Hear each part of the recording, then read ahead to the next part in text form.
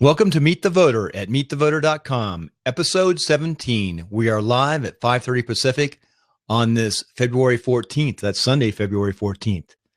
And today's show, we're going to be doing the basics. We're going to be going over Meet the Voter. We'll be going over Meet the Press from this morning. If you go to the link at meetthevoter.com, you'll find some different pieces of information and 3 YouTube clips, one from Saturday Night Live, one from General Flynn, and one about Hillary. They're all dealing with her popularity and her email issue, specifically General Flynn. And as you know, a little bit of commentary before we start. As a lot of you know, for the last 9 months, or even further than that, I said that George Bush and Hillary Clinton would not be the nominees. I didn't think both would be the nominees, maybe one. But as soon as I found out about Hillary Clinton's email, I said to myself and said to others that there's no way in heck that she could become the president because of the violations that she's occurred by using a private email server. Now, I have 31 years of active reserve and had some of the highest clearances you can have in the country. And I know this information. I work both the State Department and the Army, and I was the interface. So I know how to handle classified material. And she knows how to handle classified material, especially if she's the Secretary of State. And furthermore, people around her knew how to handle classified material. So, and my editorial is that there's 100 to 150 FBI agents right now investigating the State Department about violations of classified material. This is going to be a lot. This is going to become large and huge. And if I were the Democrat insiders, I can't see how they can continue to back her because she's pretty well connected into the party. So I think you're going to see a lot of fireworks in the next 2 months, if not sooner. So that's my editorial to start out the show. I'm going to go ahead and bring Jonathan on. Nick Hernandez is running late today, and we've got some other guests, which will be up later in the show. So Jonathan and I are going to come up and record for about 10 minutes. We're going to talk about Meet the Press.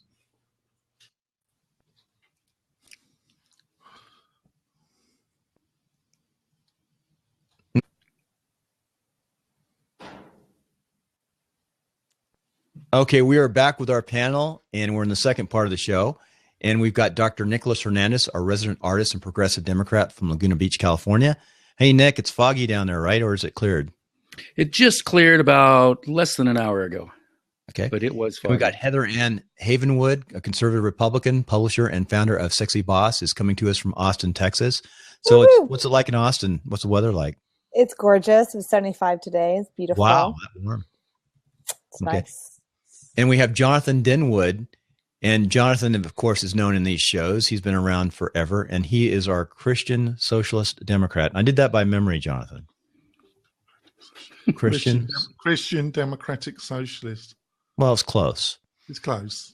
And he is in Carson City. He said he's been roaming around the hills today. Yeah, I've been skiing. I've been skiing, Bill. Oh, you went skiing today? Yeah. How was it? I'm jealous. Yeah, it was pretty good. Went to Kirkwood. A little bit warm, isn't it, today? No, I skied in the morning. Okay. Very good. We got a lot of snow.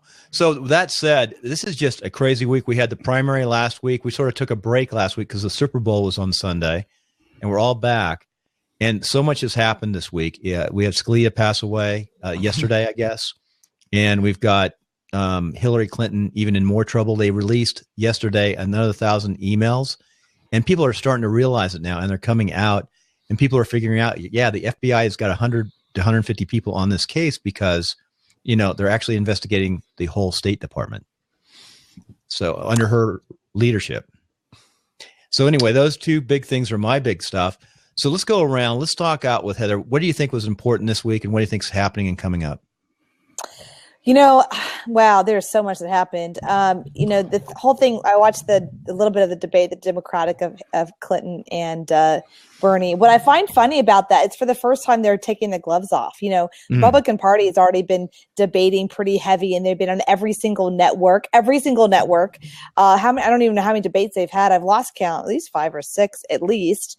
And I think the Democratic Party, they have it at really weird times, like on a Saturday evening. Who watches debates on Saturdays? And they won't go on the Fox News. So I find it really interesting that the Democratic Party now, Clinton's all of a sudden, you see her punching Bernie just a little bit, but it's only 2 people. You don't have a cage fight of 7 or 8 people like the Republican Party. So, Christie's out now. Fioriona's out now. Gilmore is out now. Who am I missing? Somebody else dropped out. Huckabee, Christie, Huckabee, Christie, they all went out now. So now it's leveling the playing field. What I find interesting between the current nominees right now in the Republican Party is that I noticed that Trump is not really hitting and hasn't really hit Christie. He's out now, but he never really hit Christie. So in the back of my head, I'm already looking at who is Trump and maybe Rubio or possibly Cruz going to take as their running mate. I mean, I'm already looking at that, and I'm thinking Christie is going to be Trump's, because during that whole situation, you never saw Christie and Trump go after each other. But the bottom line is, I think it's interesting that the Democrats have been so what I call conservative on them doing the debates. They won't go on Fox News. They won't go on some other networks. And I say, come on, let's go. Let's do this thing. Well, I'd like to go ahead, Nick. Follow up. Weigh in on that. One of the reasons that the debates are on all these terrible times, is Debbie Wasserman, the chair of the Democratic National Committee, is doing everything she can to sabotage Bernie. She has planned for all the debates to be during times when people, weekends, or times when big football games, playoff games are on, and times when the audiences have been small. They've had approximately about 2/5 of the audience that the Republicans have, and that's by design, because they don't want people hearing Bernie. Because when people hear Bernie, he tends to convince people, and Hillary does not.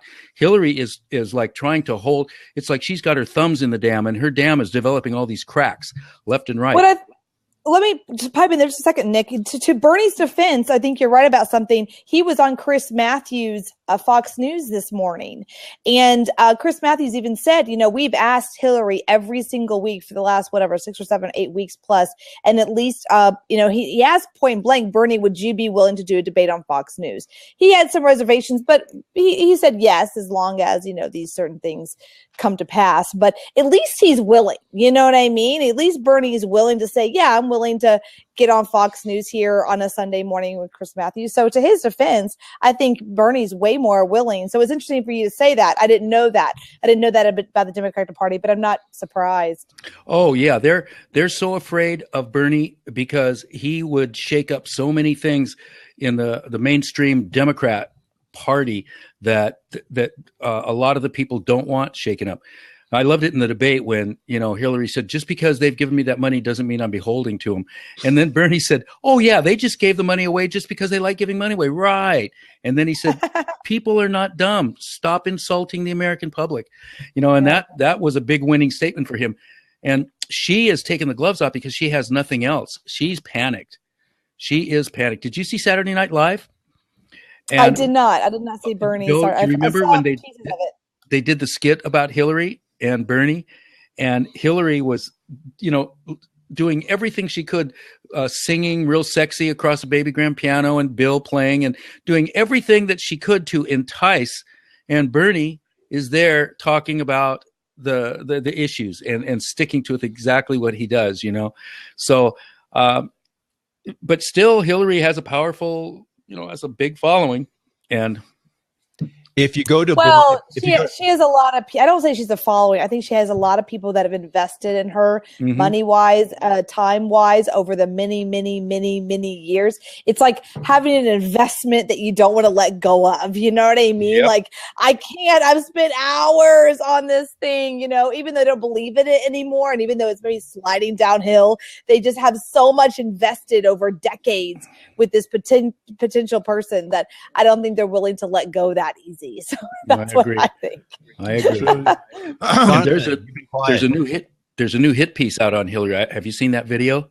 Oh no, God! And she is freaking out about it because it goes back all the way into the early '90s and all the horrible deals and crooked deals that she's made. And endless. Oh my God! It's about a 40-minute video, and it is so damning. It is so. Oh, and she went to court. She's done so many things to try and stop it. and they, you can't, and because it's all true. No, there's no lies there. What was that book out about the Clintons that came out about 2 years ago? I think it was bad timing. It should have come out like right about now. It was the Clinton. It was about a gentleman who did a ton of research on the Clintons, and she really has a backlash. But it was bad timing. It should come out like right today, and it would blow up. Yeah, I think when it comes to the Democratic debate, I think at least they discussed policies in a kind of semi-coherent. I think one of the problems with Hillary when it comes to the debates is that there's about 2 to 3 questions that come up, and she hasn't found any coherent, real answer to the questions. And I think the second problem is that she's been clearly trying to become more progressive as a kind of response, but nobody believes her, and B, it's really quite hard to out-progress her opponent so far on the progressive spectrum. So there's some of the major problems. When it came to the Republican debate, I think the media and especially the media, it was the actual tone that they kind of zeroed in. But I'm from a British kind of political background, and that kind of language is the kind of norm in the House of Commons. What really interests me was that for all his faults, it was Mr. Trump that was actually putting policy issues, that the trade agreements have been a disaster, that the war in Iraq was a disaster, that George Bush was a disaster, that you should have your mother up there, not you, Jeb. She's got more balls than you ever have. They were the kind of issues that he was, and the other candidates really have no response to it because they are like Hillary. They totally support these trade agreements. They totally support the war in Iraq. They totally support a number of issues that are popular stance in the Republican Party, but are disastrous if you want to win the election. If you want to win the general election, these traditional Republican stances are kind of total poison. And that's one of the reasons why the past couple of elections have been disastrous for the Republican Party. So it's quite contradictory, really, isn't it?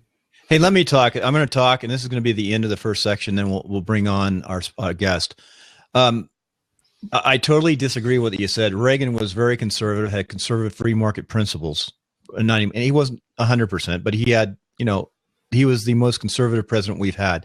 Since that, most of our Republicans have actually leaned towards a lot of liberal programs, and they've increased the size of government substantially. I think we're at $19 trillion in debt right now, and the budget is $3.2 trillion. So that said, Reagan got elected as a conservative. You're saying now, 20 some odd years later, we can't get a conservative elected in the Republican side? See, I think that's a problem. Mitt Romney apologized for making wealth and being successful and went liberal. We've had liberal Republicans running for president the last couple cycles, per se. Sure. They've leaned on the liberal side, not liberal per se like Bernie Sanders, but liberal in a sense as they're not as conservative as Ronald Reagan. Hey, and Bill, yeah, I'd like to, before we go, Mike Sheehan asked the question, and he addressed it to me. What do you think about the Hillary getting equal delegates in New Hampshire as Bernie? But I'd like to explain something about that really quickly. The super delegates. He didn't. Yeah, they came away equal. But what I wanted to explain about the super delegates is that the super delegates, they say that they're as many for Hillary as Bernie, but the history shows the super delegates in the final election do vote for the voice of the people. They do vote for the electorate. During the primary, they pull these stunts about saying, oh, well, because we're super delegates, we don't have to vote for Bernie, even though he had a 22-point lead. But that doesn't pan out when, at the end of the day, they've all shown that these super delegates do in the final election, follow the will of the people. So it's a kind of a little trick there, Mike. About these super delegates. Hey, let's go to a break, and when we come off the break for a second, I want to show you this link. Okay. Okay, we're coming back from our last episode, and on this last episode, we're going to go into something we've been meaning to go into for quite a bit of time, and it's incarceration in the United States. It's also been brought up in the debates, specifically on the Democrat side. It's one of their platforms that too many people are incarcerated. We have Craig Newton on today. He's episode 201 on Timelines of Success. You can learn more about him. Craig had 37 years in law enforcement, and part of those years he served in the state penitential system as a correctional officer for the state, correct? Yes, state of California. State of California, right. So you have a long background. You live now in Reno, Nevada. Craig, first of all, tell us what you think about the incarceration. Do we have too many people incarcerated, or there are too few? No, I was just talking to my son in Sacramento, who's an attorney, and he said, "Yeah, Dad, that's why America is the best place in the world to live, because we do incarcerate so many people." And I have to totally agree with him. I mean, you look at my street out here, where I live in my neighborhood, and I can walk around in the neighborhood here any time of the day or night, and have no fear of what's going on. Now, I know that exists in certain other places around the world, but not to any extent of 330 million people. You can almost do that anywhere in the United States, except a few completely controlled Democrat areas in LA, Detroit, Chicago. There's those places you can't walk around anytime safely. So, no, I don't think we have too many people incarcerated at all. So, Nick, do you want to talk a little bit? What do you think about the incarceration? Well, first of all, the highest crime rates are in the Republican-controlled states, first of all. So what you said about the Democratic things is wrong. Another thing is China has the second lowest incarceration rate in the world. Second. And so when I was in China, I felt safer there than I do in the streets of LA or Santa Ana or any of the places around here. Or when I've been to the South, I was in places that scared daylights out of me. And they had very high rates, like in Chicago. Sure, any of the inner cities, things are terrible. But when I was in China, I went to slum areas. I went all over the place, and those people, they were more honest. They took care of each other. They were, I completely disagree that this is the safest place in the world. I can look at our murder rates compared to so many of the European countries. When I was in Europe, I felt much safer than I feel in a lot of places in the United States. And when Wall Street people can cause 40,000 suicides and hundreds of thousands of people lose their homes and billions of dollars in fines, and they don't go to jail, and yet a kid for a dime bag of pot is in jail. That is incredible injustice. And now you probably know, Craig, as well as I do, that so many of these people that are in jail right now are from victimless crimes, pot. I mean, and are breaking. It's this country, I believe, is and look at the black males. It's in the black and Latinos. It's the disproportionate on the level that is absolutely cruel and insane. And you know that if you've been in the prisons, you know that. Well, I think you're just completely blowing smoke, because it's just not true. I worked as a counselor up at low-level prison in Susanville, California Correctional Center, and looking over rap sheets because we try to get people that are qualified to go out and fight fires. That's one of the biggest things that California low-level prisons do is fight forest fires. And it's a really good occupation for the criminals that are in there because they get, skills fighting fires, and they can actually get a job doing that when they get out. And firefighting is a really good occupation. A lot of them can get qualified in that program also for EMT. And so it's a tremendous program. But it's extremely difficult to find a criminal that can qualify to actually go work in a basically unsupervised situation, because there are none. There are none that are in there for, a dime's worth of dope. That's just a false idea.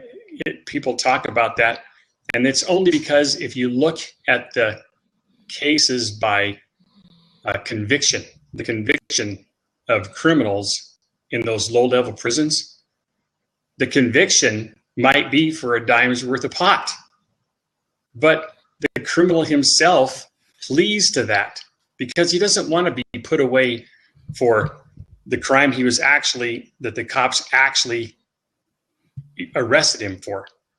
He may come to prison with it because he just cops to it. The defense attorneys, I lost the term. What are they? The court-appointed public defenders. Their caseload is so enormous. They just go to these criminals and say, look, if you go to court, and the criminals know it, they've been through the system so many times. If you go to court, and you actually get before a jury or a judge, they're going to throw the book at you. You're going to do 10 years. So, and the public defenders, they don't even talk to the inmates. They just call them on the phone, right there in the building. You got a criminal in the jail, and he doesn't talk to the attorney. He never even sees him. They just call him on the phone because they don't have time. And they say, look, take the 3-year rap, for dope, or the 1 year, or the 6 month, whatever. Because the system knows that these guys are going to it's a revolving door. They're going to go out and back in, out and back in, out and back in, over and over and over their entire lives. So they just cop to, I'll take a dime's worth of dope conviction for 6 months. I'll take a trunk load for 3 years over what you busted me for, which is usually a violent crime of domestic violence or possession of a weapon, or a whole Foot Locker downtown full of methamphetamine. The conviction rate is enormous on the dimes for the dope, but it's only because they cop to it, because they don't want to spend 10 years in prison. They understand the system. You get busted, you cop to a lesser crime, and the conviction rate is way up there. So don't even blow smoke in my eyes about that. You're just it sounds like you're blowing smoke in my eye. There's no stats for what you just said. Everything you said is supposition. You could not find stats for what you just said.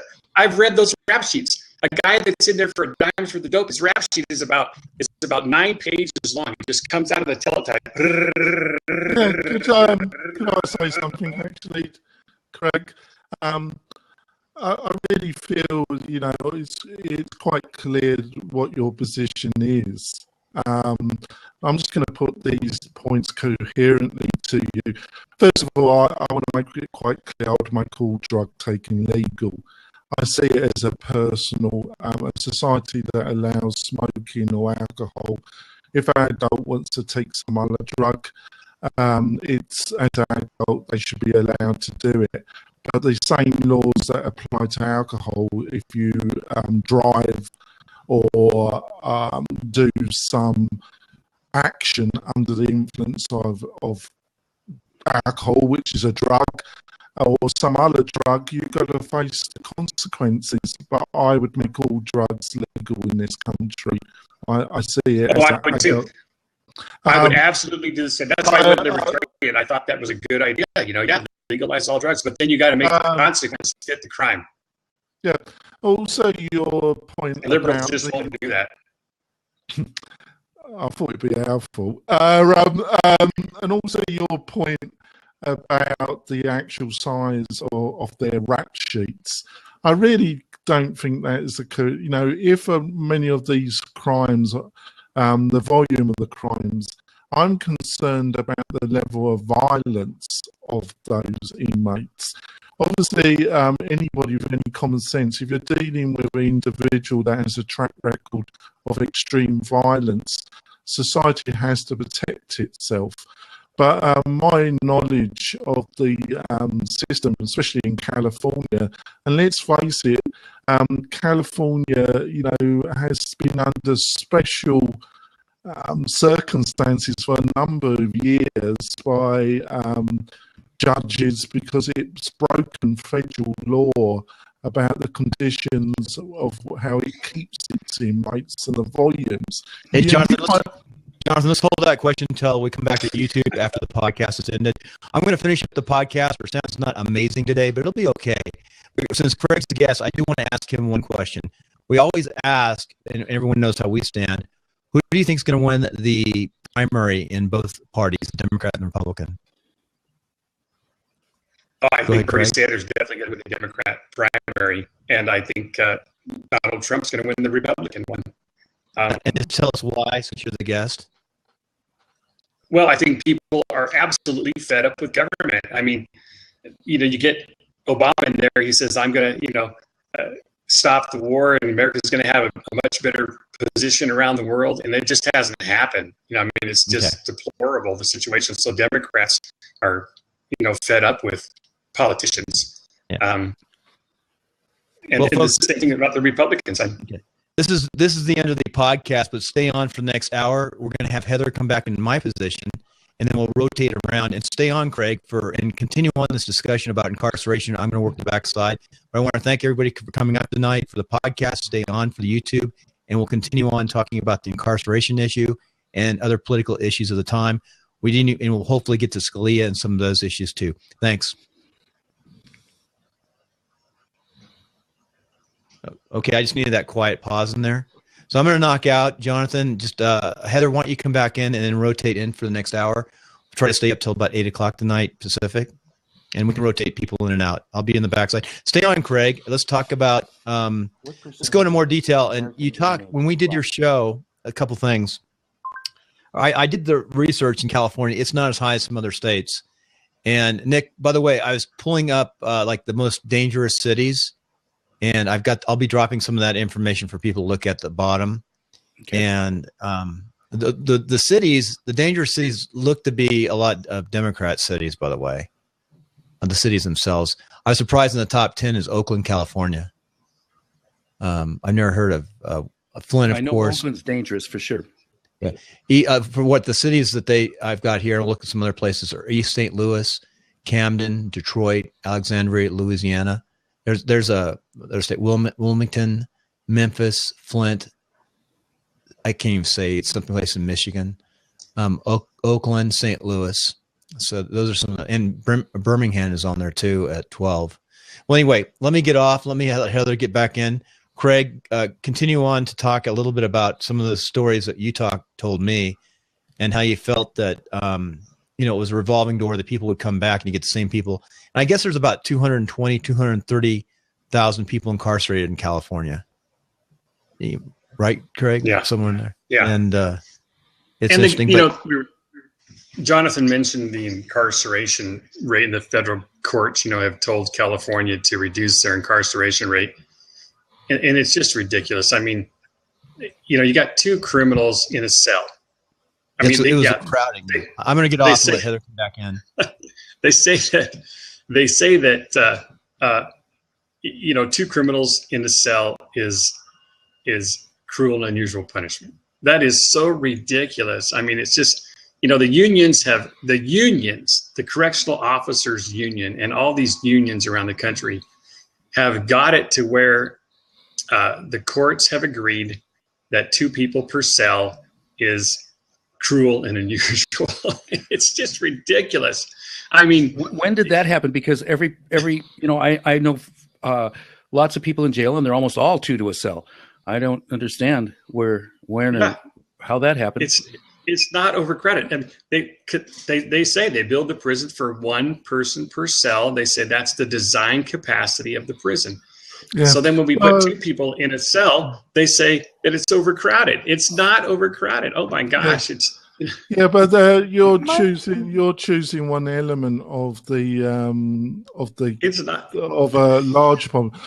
To my knowledge, that the 2 key factors that led to the situation with the Californian penal situation was healthcare, which was way below federal standards, and It's also ridiculous. well, instead of Are just you kidding? Craig, just keep saying it is such a lie. It's just unions. Unions have pushed that. Even the correctional officers union. Craig, that issue. I don't think the federal judicial system is the most liberal system. When the actual federal government has to intervene because of the poor standards that are clearly shown to a judicial system. You can keep saying it's ridiculous, but it's not exactly the most liberal leftist movement that's imposing those restrictions on the Californian. So I really think your argument there is on very kind of rocky ground because of the people that impose those restrictions. You might not like it, Craig, and you might have your own personal battles to fight, but that is correct that the institutions that found California to be grossly, and it had to get to the state. Have you ever worked for a bureaucracy, Jonathan? Have you ever worked? No, I don't want to work with one. Actually, yeah, I have. Well, bureaucracies are just. Shall we let Heather in there? Yeah, let Heather say something. Yeah, I just want to say so. Actually, my mom worked for the worked for the Texas. She worked for the prison system. No, she worked for the prison system. She worked in a prison as an alcohol and abuse counselor in the prison system in Gatesville, Texas, during my high school years. And my grandfather was a surgeon for the prison system pretty much my whole life that I knew of him.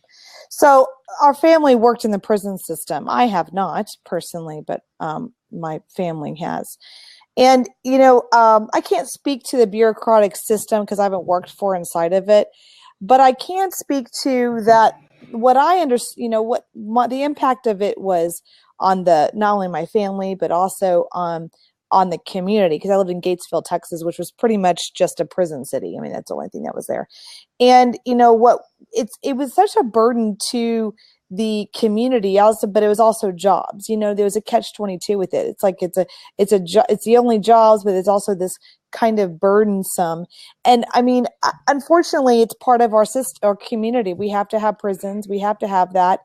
Growing up in Houston and Huntsville and Gatesville, Texas, things like that. With the I'm pro. The death penalty system. I am pro that mainly because I feel like the prison system, you bring counselors in to try to rehabilitate. And I think there is some rehabilitation to it. I think that people inside the system have rehabilitated to be set free, but we keep them there for 25 and 30 years. I think the challenge is not really the prison system. It's the conversion from the people who are ready to be rehabilitated out from the prison system into society. I think there are people that have been rehabilitated and that can come into society. And I think we need to work better at that. That's my... No, you're right. You're right. I mean, here's the situation. That you can't, once you get above the sergeant level in corrections, you pretty much sell your soul to the devil, because to get a lieutenant appointment, a promotion to lieutenant, and then captain above that, and then associate warden, those positions are few and far in between. So they basically work with the correctional officers union to build more prisons. They want more prisons. I worked more jobs, unfortunately. It's what? It's more jobs. I mean, when you build more prisons, expand the bureaucracy. Jobs. Yeah, I worked death row. They're so quick to get people in the prison system, but the rehabilitation to get them out and working into societies where they lose people, I think. And they're just trying to get more jobs. I'll give you a prime example here. There's two stories. When I worked at death row at San Quentin in East Block, I had this old black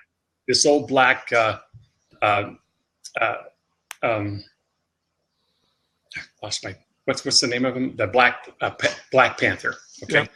This old Black Panther on death row.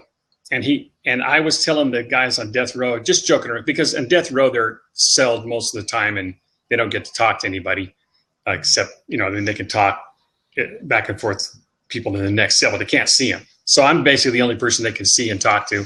And so we'd have, pretty good discussions on death row just as I'm on the tier, I mean, we're talking, 2 feet away from each other through the bars. And this I would tell him, I'd say, man, they got to get rid of you guys. Because back then, I think Death Row had 400 and some odd people on it. And I said, man, they got to get rid of you guys. You guys are costing us too much money. And we'd laugh about it. And then this old black guy pulled me over one day. He goes, Newton, you're beating a dead horse. And I said, what are you talking about? He says, they're never going to get rid of us. He said, we make so much money for them. It's not funny. And I said, you're crazy. I told him, and I had this discussion with him over and over and over. You're out of your mind. And I was young. I was 30 years old. And I told him, you're crazy. You guys costing us so much money. The whole state wants to get rid of you guys. I said, it's just liberals that are keeping you here. But you know what? When I got to the correctional center about 8 years later, I got involved with bringing in people from outside to talk to the prisoners about rehabilitation and stuff like that, because I didn't see any programs for that. So, I was a sponsor. So I come in on my own time and I bring all these speakers in to talk to them in the chapels. They would use the chapel as, some of them were religious speakers. Some of them were motivational speakers. Some of them were, talked about rehabilitation, all kinds of speakers. And the prison system finally there was 40 of us that were sponsors for these events. And the prison system brought us all together and they said, we're stopping this. And we're like, why? I mean, these programs, what we're doing is the greatest recidivism reduction stuff that's proven around the country, around the world. And they said, and the final thing was this black guy, Richard Howell, a correctional counselor supervisor. Yeah. He goes, don't you guys understand that? And Howell was a funny guy, man. He was so hip and everything, but he goes, don't you guys get it, man? He said, this is our bread and butter, man. What do you want to help these guys for?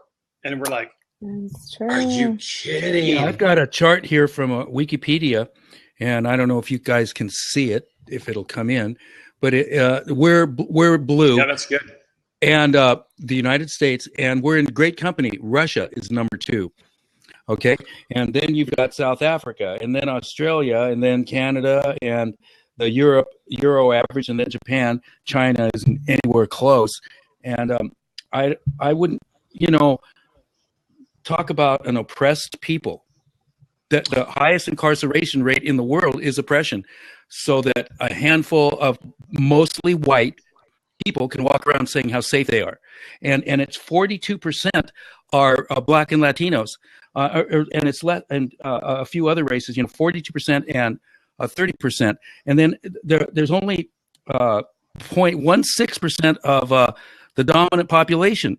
So, I mean, I don't see any sort of justice or fairness in that on any level for the same crimes. It's all contrived. The whole thing is contrived because people are making tons of money off of it. Well, of course, that's why. Actually, I would like to ask Craig, because obviously Craig's been actively involved in the system. How would you describe, in kind of rough percentage terms, the prison community, Craig? How many in there are mentally ill? How many are there? They're all mentally ill. What I would call kind of amateur criminals, like they're not violent, but they mix with violent criminals, but they try and, we try not to mix them. They're in there according to levels, 1, 2, 3, 4, 5, and so we don't mix them. Can you give some description of the prison community as you found it? Well, I'll tell you, from there's a level 1. So level 1, you basically have people that can go out in parks and golf courses and mow lawns and stuff like that, fight fires. Level 1. Which country? And those prisoners are just like your neighbor next door. I mean, they got into some. Here's a prime example. Level 1. This guy. What country was he was playing football, really good football quarterback, black kid, and he came in, wanted a phone call. I said, man, he was for everything for a phone call. So I gave him a phone call. We got to know each other pretty well. His name was Anderson, and I got a video with Anderson too. Anderson and I did some really awesome things before they shut us down in that prison. But Anderson was out dealing heavy drugs. I mean, he got into cocaine and then got into really heavy drugs, really.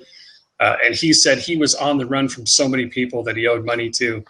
And he was, writing bad checks. He was just doing everything he could to hold. He had a family with 4 kids. So to recap, he was involved in a lot of crime, but it wasn't exactly violent crime. Would that be correct? Exactly.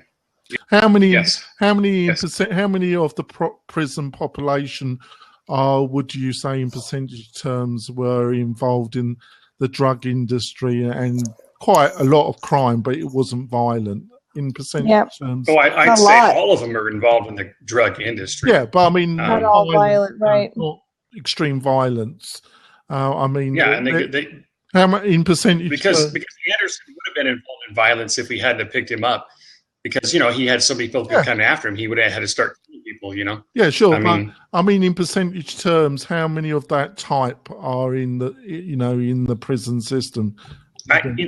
There's only two prisons in California that basically send people to fight fires. So out of the 35 or so prisons in California, there's only 2 of them that have that low level of criminal. Oh, right. And so those numbers, that there's only probably maybe I'd say 3,000 at the most out of that.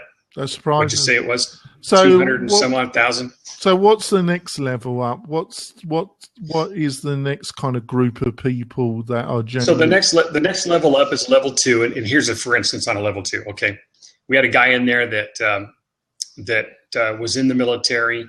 He was at a bar, just drinking and having fun, and he actually when they came in to bust him, the MPs, he punched a lieutenant in the face and killed him. So he was in there on, like an involuntary manslaughter. Wow. Case. So that's level 2. That's all right. So how in general would you are you saying that there are people that are in there for reasonably serious crimes but haven't got an enormous track record? Would that be the way you would classify them? No, most of them, like I said, it's a revolving door. So most of them are there with enormous track record. I mean, that's just the thing he was in there for, but his track record was huge. I mean, the guy couldn't be trusted. But he worked for me on the yard. I was the yard. I had the yard crew, and he was one of my yard crew guys. So are you saying? Awesome. So I'm trying to get a picture here, Craig. You're saying, level 3. I'll give you an instance of a level 3. Yeah. Level 3 is a guy that I had him in the hospital. He had cirrhosis of the liver because he was such an alcoholic. Mm-hmm. But he was hoping that Jerry Brown would let him out of prison. And I said, why? What's your case? And he goes, well, he says, I killed a guy, actually 2 people. And I said, he's not going to let you out of prison. He goes, no, wait. Let me tell you, man. He says, no, I just went the last time I went to a 7-Eleven and I got me a bottle of wine. He said, I came out and there was a guy that I owed some money to, and he was following me, tracking me down, And so he started coming up to me and he wanted to, take my, whatever I had left, take my money. And he said, so I broke the bottle on the ground and then I sliced his throat and killed him. I mean, there's more to the whole fight than that, but anyway, basically that's what he did. Okay. So that was more of a voluntary, he was in there for aggravated voluntary manslaughter, homicide. I don't think he was in there for the murder. He somehow, it had to do with this because they were both fighting each other, aggravated. And right. He wasn't going after the guy. So it wasn't first degree murder, right? It just was a fight that he ended up killing the guy. So that's a level 3. This guy had a track record of killing people. Of the level 2s and 3s, is it mostly around poverty, drug, money that they owe people, and to resolve their... Well, yeah, you can't really get a job when you got a track record. No, that's what as long as these guys have, So, yeah, but poverty. What I'm trying to gather, I'm trying to clarify this, Craig. Are in your experience, are you saying so is there a grade higher than 3? How many grades are there? Yeah, there's level 4 where the people that just go looking to kill people. Right. So they're psychopaths killers and like that. They're kind of psychopaths. Sociopaths and psychopaths. So, what? Well, I guess a sociopath would be more like a level 3, and a psychopath would be a level 4. Yeah. And so, how many people are in the prison system in California at the present moment, roughly? I thought somebody just mentioned that it was 230,000 or something like that. So are you that would be state, local, and federal, I think. So, I think the federal system's like 130,000. Right. So there's about 230 under the kind of county state system, with another 100,000 under the federal system. Would that be roughly correct? Yeah. But let's go back to this business of bureaucracies, okay? Everybody's making money. The black guy on death row, the Black Panther, right? Everybody's making money on this system. The Democrats come in and they say, oh, we got to reduce the incarceration rate. Well, what they don't talk about is actually fixing the problem. Look at these neighborhoods like Baltimore, okay? Is that a place where, O'Reilly was exactly right. It's a corrosive culture. You get born into that in Baltimore, you're going to grow up to be a criminal. I mean, it's a corrosive culture. It eats at the person's. Hey, which comes back to the question I was asking, which I never got a response from anybody. What do you guys think about the horrible, disproportionate arrest, conviction, and incarceration rate of blacks and Latinos? I mean, it's like 6 to 1. It's contrived.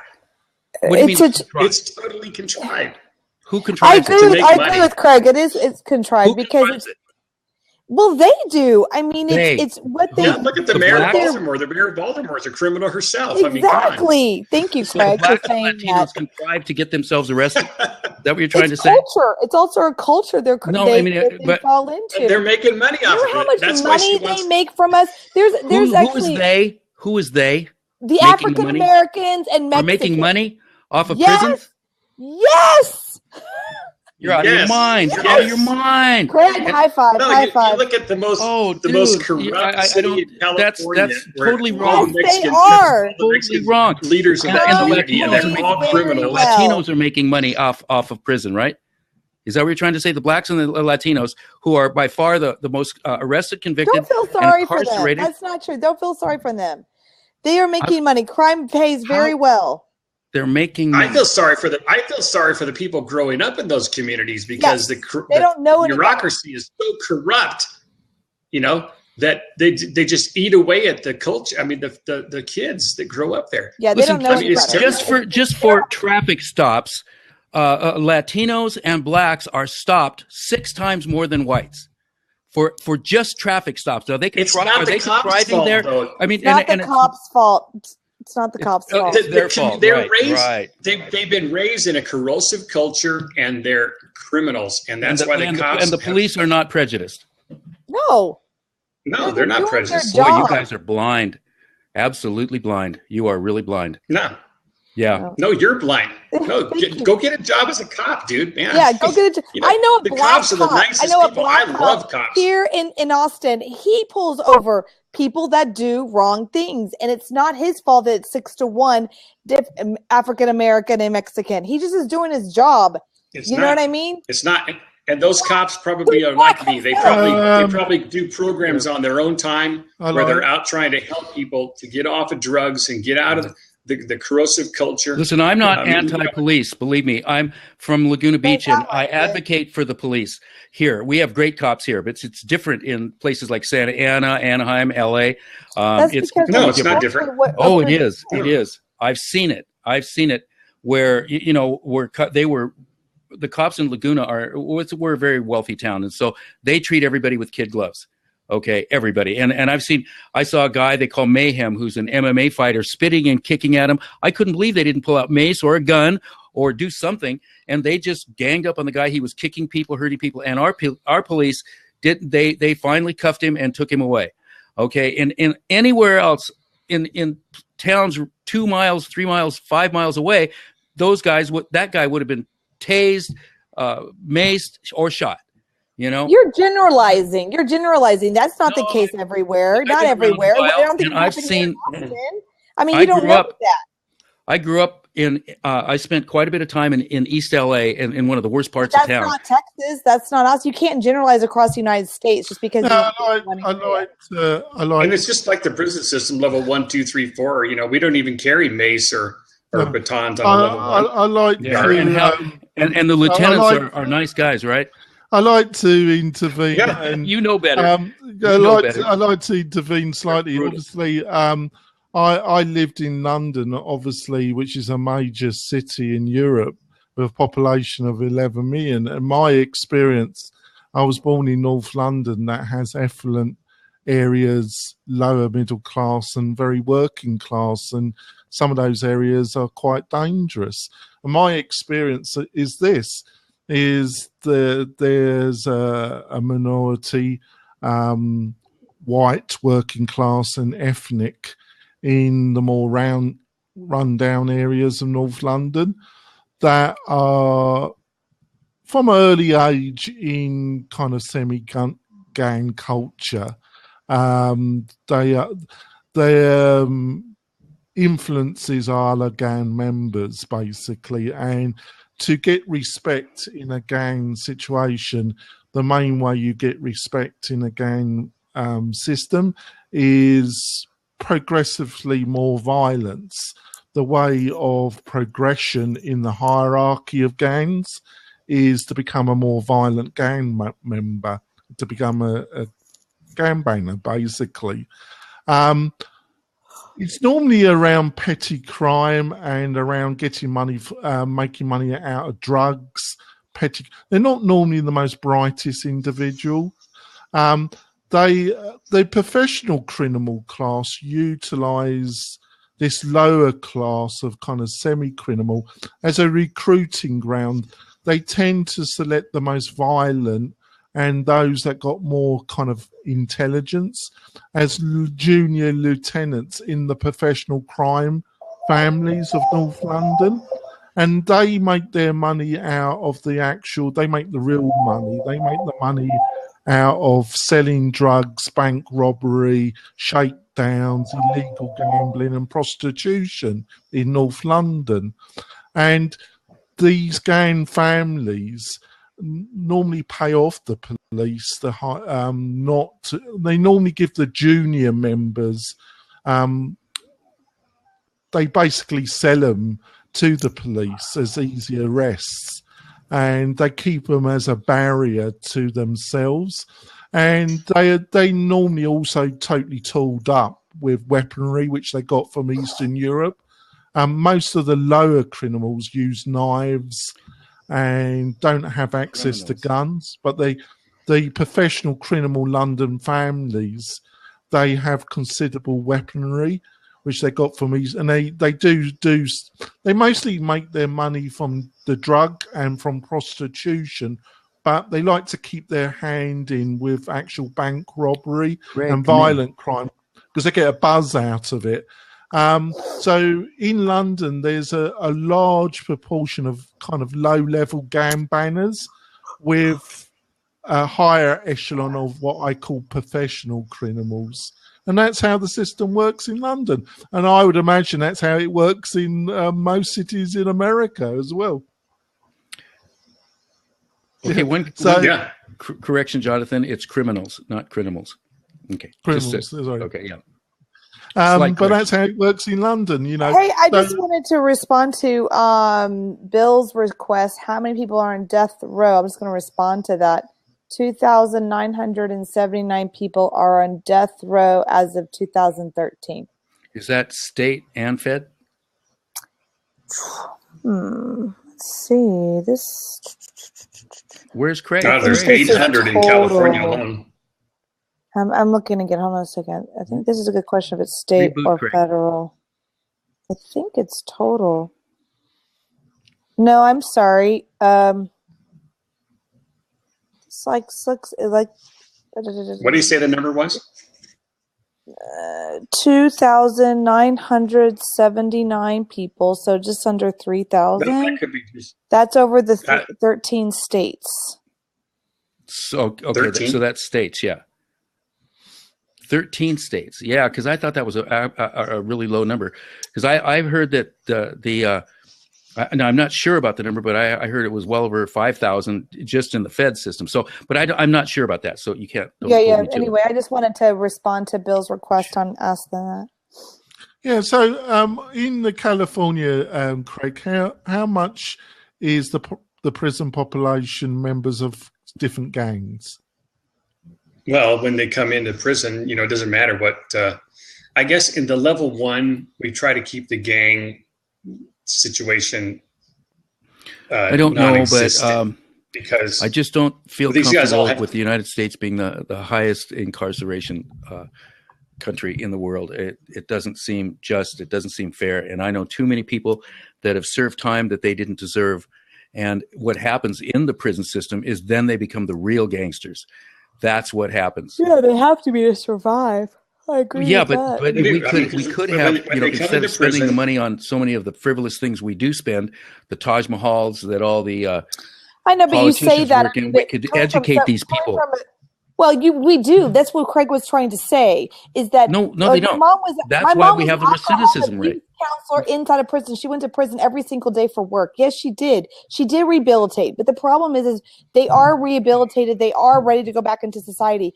But as Craig pointed out that if they go back into society, the federal government is making money on them. So therefore, there's no real reason to put them back into society. It's the bureaucracy. It's a hypocrisy of that. That's what she's saying. Bureaucratic win. Well, that's unjust, right? That's unjust. That's the negative part. So it is unjust. It's terribly unjust. It's terribly unjust, but it's not the police. It's not the cops. I mean, it's Craig, can you refresh? You might be able to come back on. Just refresh. I'm off. I don't think it's. How do you refresh that? I don't see anything. Do you see him? I'm not recording that.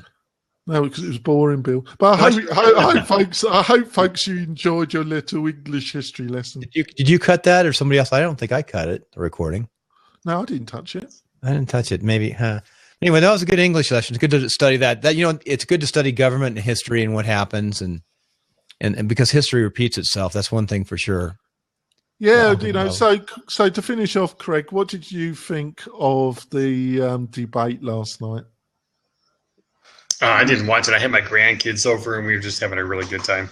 Yeah, it wasn't child friendly. You did the right thing. Yeah. Craig. You can watch it on a replay. Yeah, I could watch it on a replay. It's probably no different than the other ones.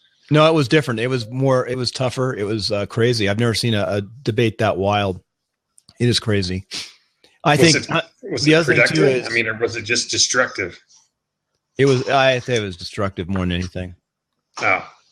It was crazy. My son, for what it's worth, my son, who's a lieutenant in the Coast Guard, he after the debate, he wrote me a little text and he said, "I'm supporting Rubio." So Rubio impressed him enough during that, and my son is a libertarian background, so he impressed him enough. I think it's because of his stance on national defense and just being strong. And plus, my son's a real strong Catholic, and I got a feeling Rubio sort of brings that Catholicism, that strong religious fervor with him in that aspect. Yeah. It's going to be interesting to see what happens. Yeah. The United States' biggest challenge is our fiscal issues, I think. It's fiscal. Another thing I heard, this sort of as we finish up the show tonight, and I heard this is kind of interesting. This morning on Meet the Press, and I'm trying to think what I watched after Meet the Press, they had a discussion about maybe it's not racial issues anymore than racial. It's more financial, or there's a word for it instead of financial, but economic issues on the groups of people, the economic burdens and issues on the poor, as opposed to racial issues. You could put all the poor in one group, no matter what their color or race is, and maybe have similar demographics on or issues on crime, things of that nature. That was an interesting discussion.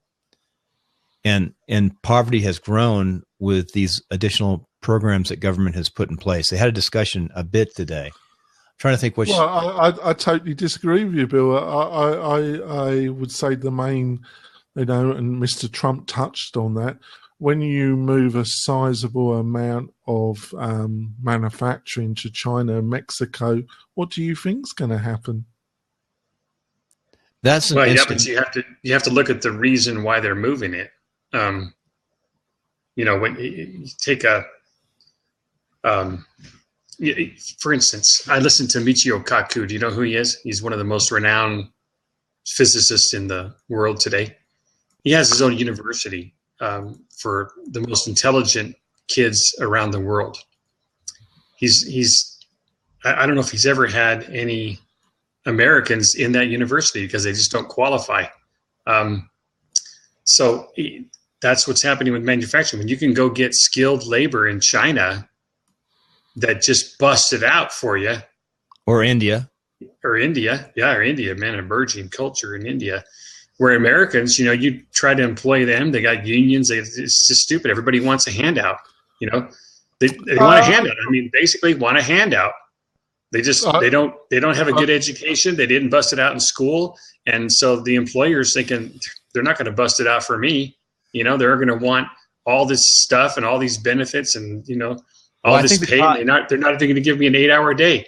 It's the cost of production is why they move offshore, right? Yeah, but it doesn't, first of all, I've really got, the Americans I've known have been some of the hardest working people I've known, Craig. So this army of Americans that you feel aren't prepared to work is not my experience of the 9 years I've been here.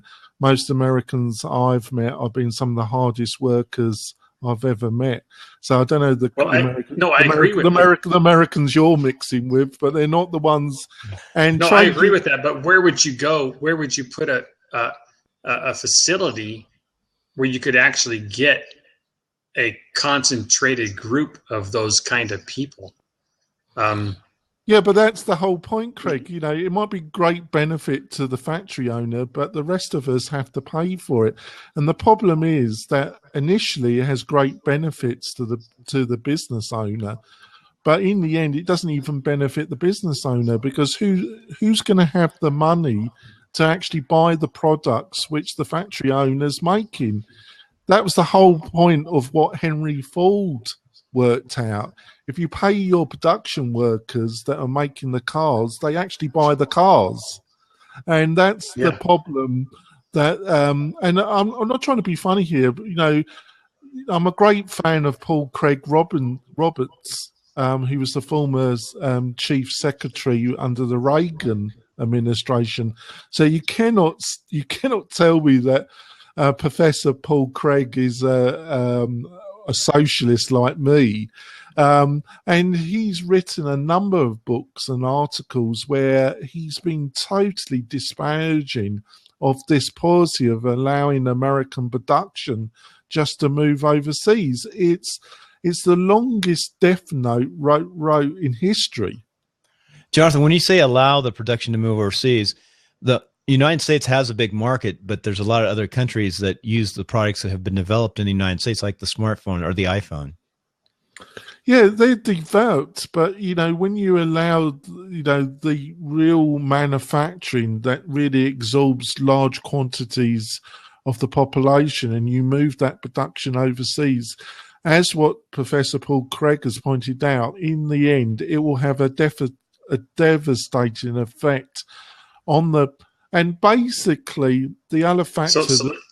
Let's talk about this, Jonathan. So hasn't socialism been the biggest factor in moving these companies overseas? Because, like I'm saying, socialism says that they're fighting for labor, right? So the American labor with their unions. Look at Walmart right now. Walmart's closing stores because the pressure on them to increase wages.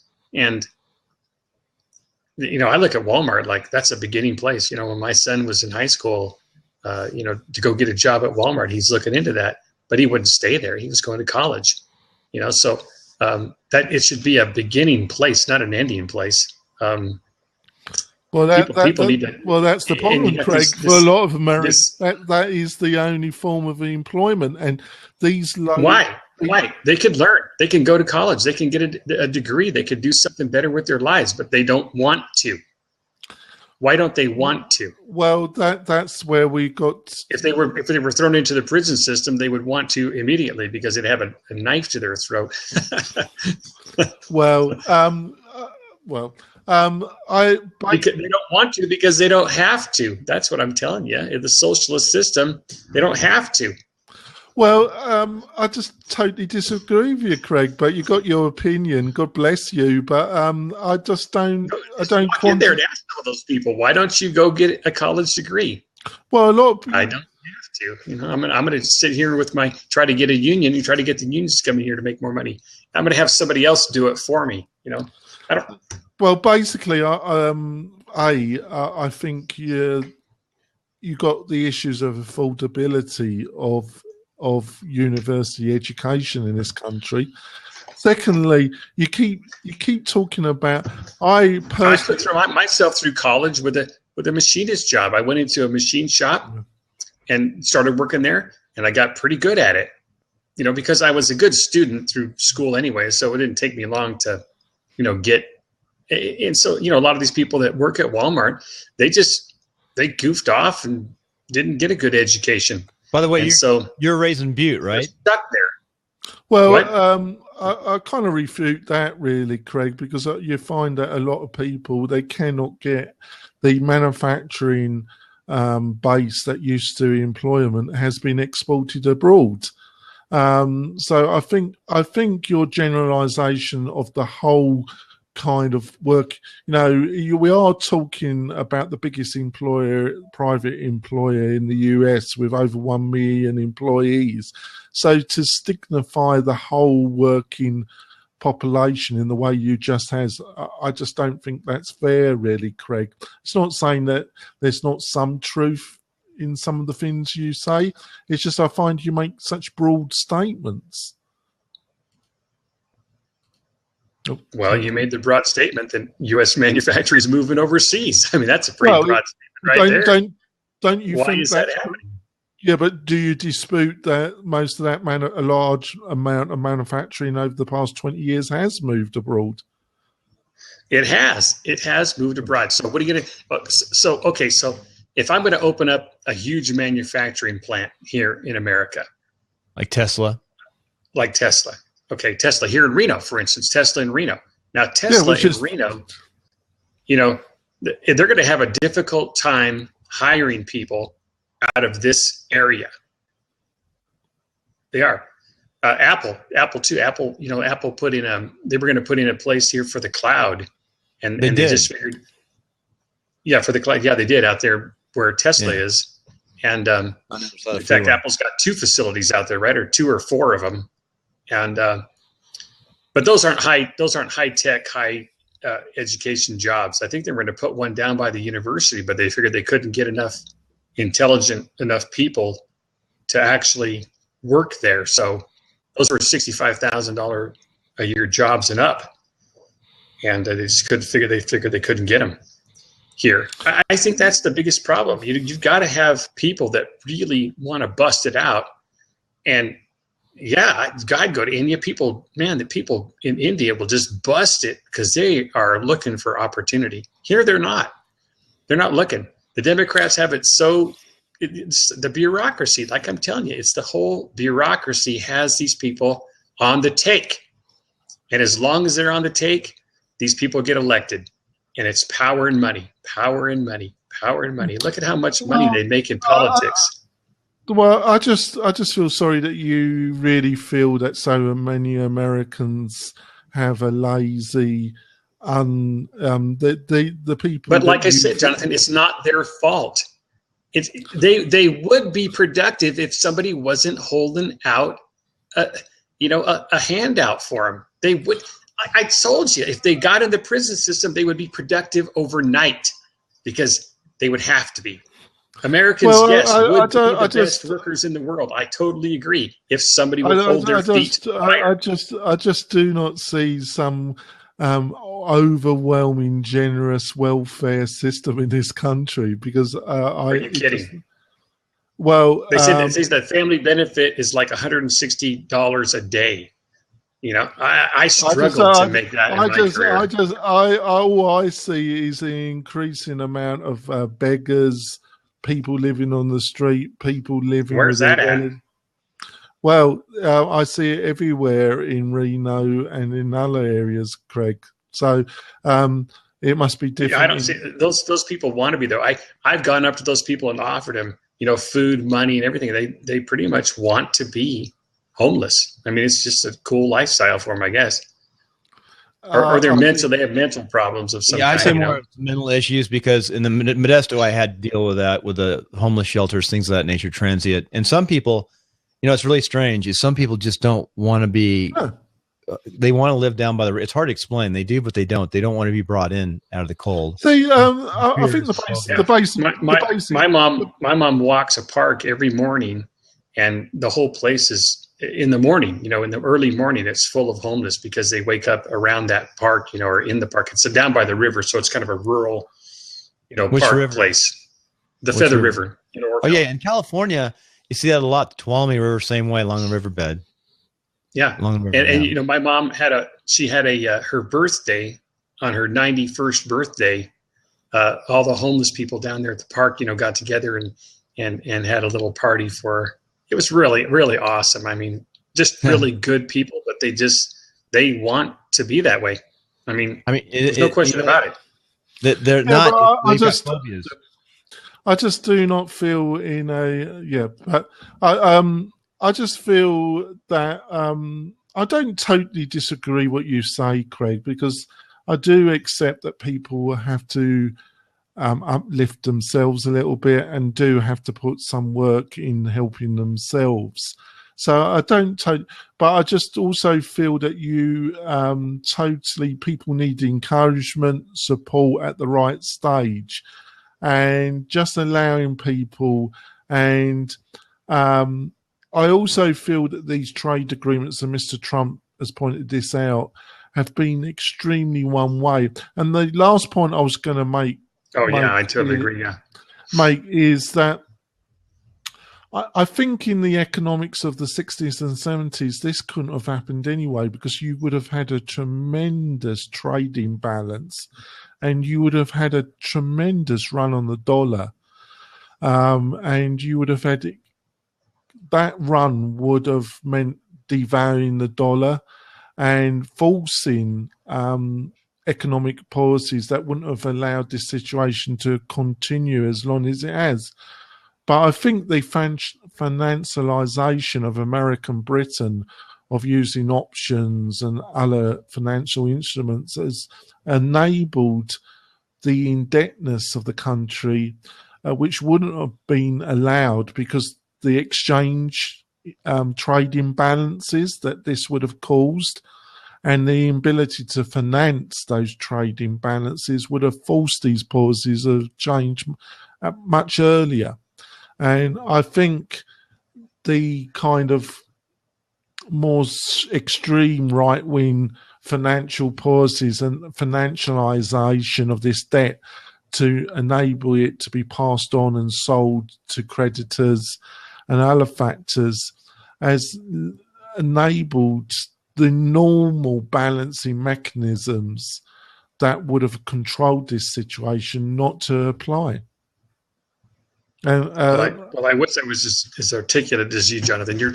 I really, Bill, this has been really awesome coming on here tonight, because I find, these guys, Nick and Jonathan, very intelligent people. I mean, yeah, they're very intelligent. I've been educated tonight. It's just, I've known Nick since he's 3 years old. I was 3 years old, not him. He's older than me.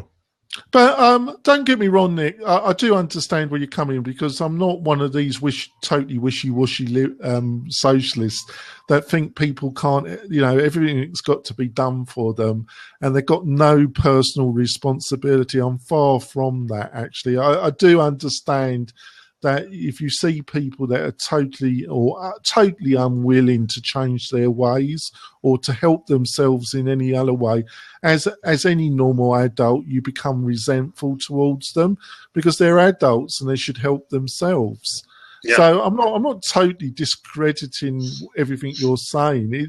I actually do agree with some of it. I just think that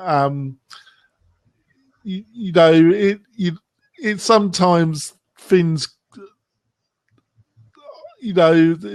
people get overwhelmed, and I do really think, and this is why I think Mr. Trump is becoming so popular with kind of with certain conservative elements, because he does talk about these trade deals and the manufacturing going out.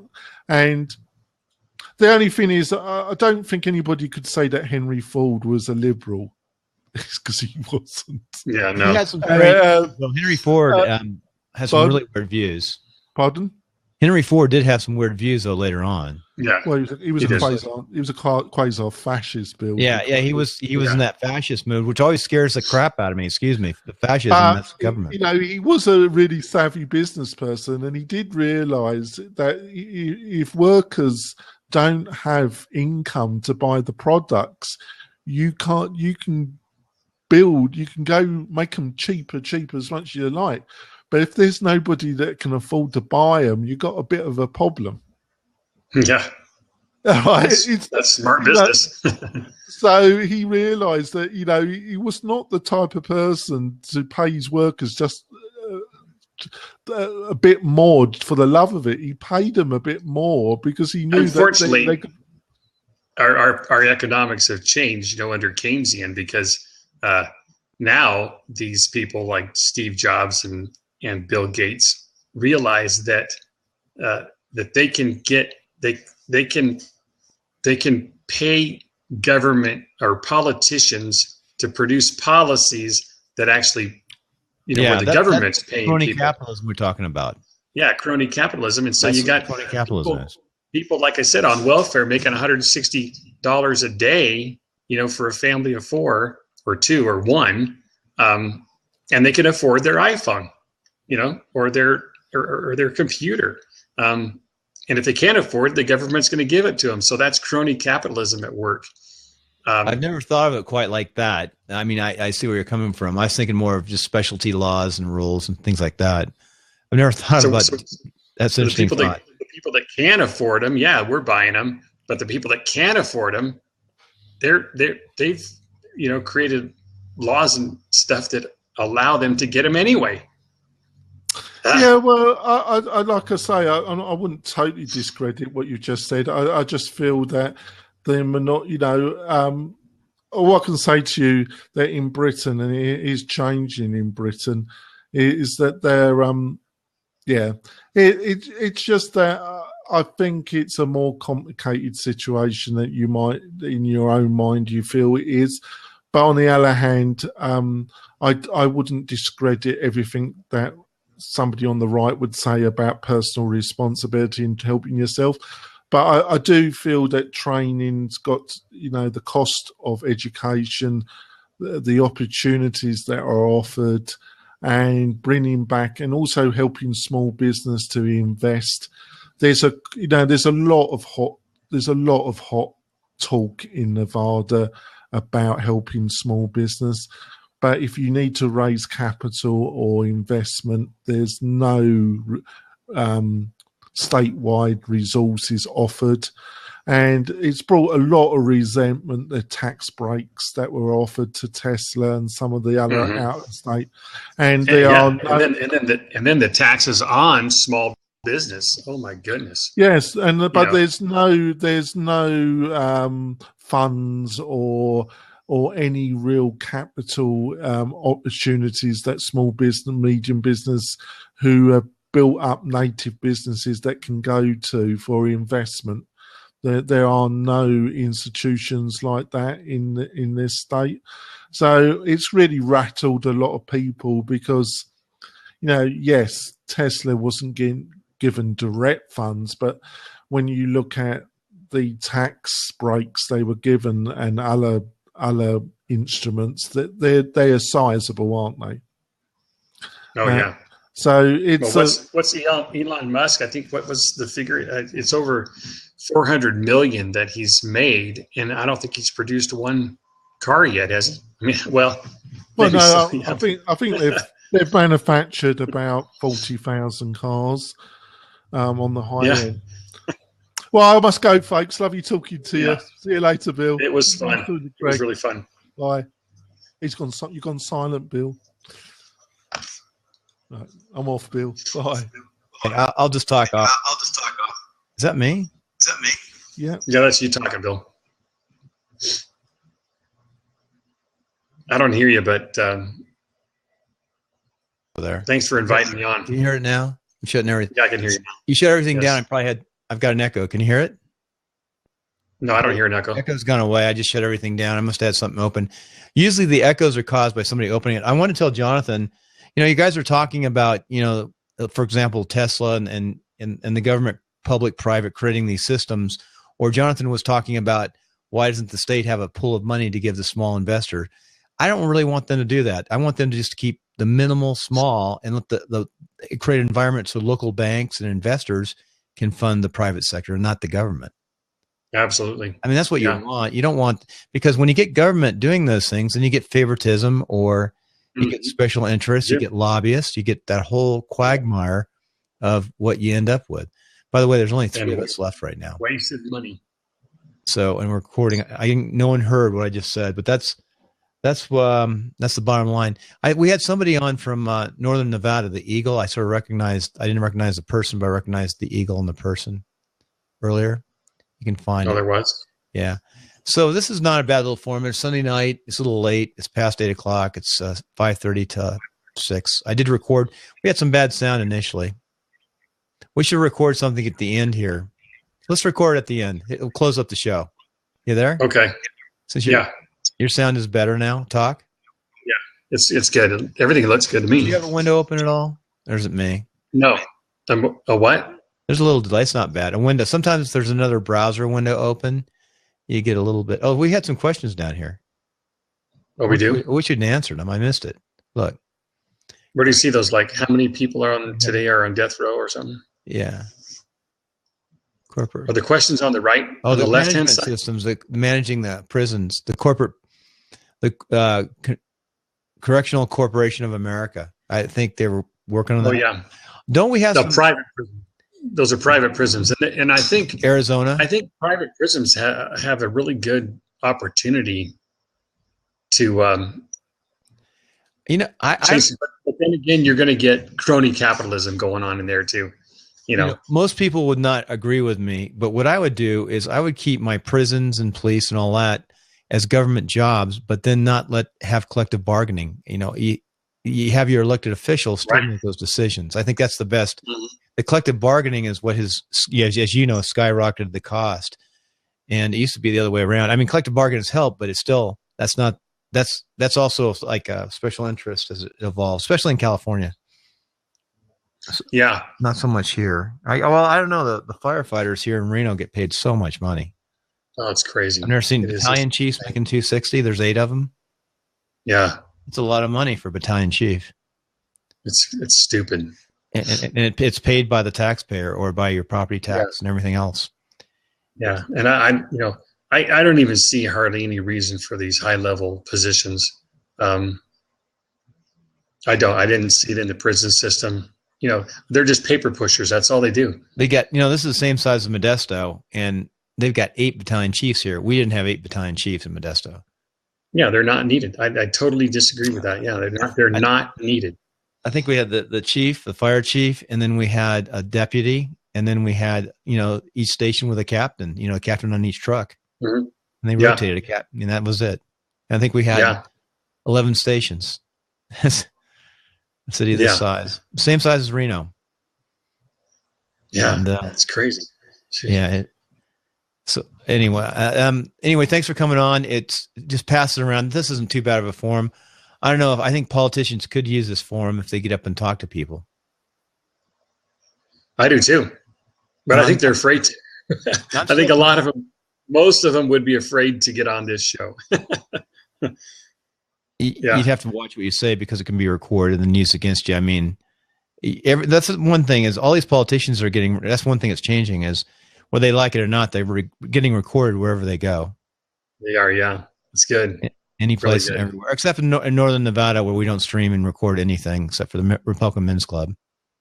Yeah. That's very true. It's so easy to stream and record and no one records, especially in the Republican Party.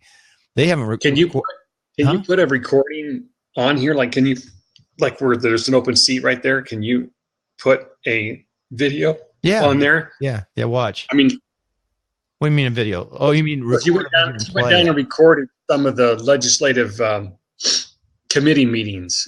Yeah, there's a way to do it. I think you can put it like in your smartphone and then just play it. There's tools out there to do it. There's Cam Twist, which I would not put on my Mac. You see that? I mean, you could put there's ways to do it. You could actually show something like that too if you had to. But yeah, you can do it. Yeah. Well, right now you can do it on Google Hangouts. So you could do it easily. I've done that in Google Hangouts. Yeah, I'm going to study that right now. I'm going to get on. I'm good at Google Hangouts. That's how I do the Republican Men's Club. I do a Google Hangout and I put slides up. Oh, You can play almost anything. You could play you could play. Do you have time to teach me how to use that? Yeah, that's no problem. In fact, we need a cadre of people for the Republican Men's Club to go and help record. I've got 2 or 3 people. Just next Republican Men's Club, come over. You don't even have to buy lunch. Just sort of see how I set it up and what I do. I'd love to show people because I get these questions from people. Why can't you just record it with a camera? Well, you're doing triple the work, and the camera doesn't even get as good sound as you hook up into the mixer using a live stream. You get better sound. I'll show you how I do it. I hook up into the mixer at the Atlantis, and I just put a little tiny $80 camera in a laptop, and I stream, and I get really good sound. I watch the sound, and then you can hit a little button that says share screen, and then you can play things on the laptop. It's pretty easy. And that's with Google Hangouts? Yeah. You can stream anything. It's free. I've been doing that. You've seen the Republican Men's Club site, right? I have. Yeah, I've watched them. I've watched them live. Yeah, that's all me. I've been there, and I was recorded a little bit. Yeah. Yeah, that's all me doing that. I'm not going to do it anymore. I want volunteers, so they can buy a Chromebook for about $250, which will do just as well as the Mac, and I can teach somebody to do so. And okay. I had to turn that off. What happened is there's a live stream right now. Do me a favor. Hit that. I'm going to show you a little demo here. I'm going to turn this off.